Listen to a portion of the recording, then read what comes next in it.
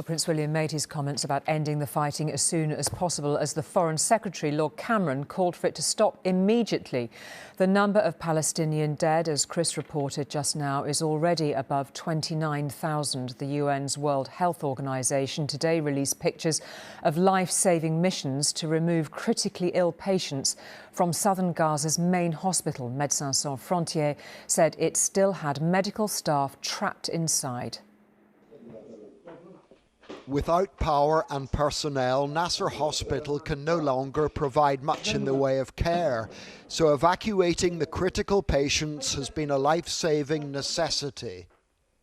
Working by torchlight, rescue teams have managed to get 32 of them out, but they claim that 2 previous requests to the Israelis for access were turned down, and that at least 5 patients in intensive care died as a result.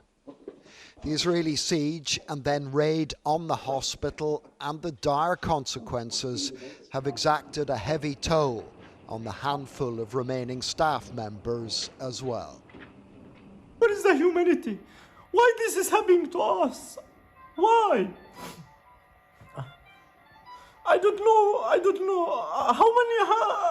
know. For how long this will continue? For how long? The Israelis claim that as well as making arrests and discovering weapons at the hospital, they also found vehicles stolen from a kibbutz on October the 7th. The IDF says this soldier is in the hospital pharmacy handling unopened drugs that were meant for the remaining hostages but never reached them despite guarantees. On this box you can see the name Oded Lifshitz. His wife Yocheved was one of the first hostages released. With the Israelis now claiming victory in Khan Yunis, refugee-crammed Rafah is next in the firing line.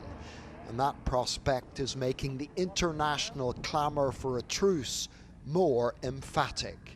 We are calling for a stop in the fighting right now. We think that what we need is a pause in the fighting and the hostages to come out and aid to go in. That should happen straight away. As the quest goes on for a negotiated truce, the Israelis are warning that if the remaining hostages are not freed over the next 3 weeks, then the assault on Rafah will commence.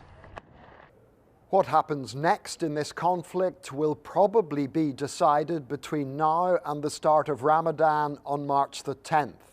Given all that's at stake, it's hard to imagine a more consequential deadline.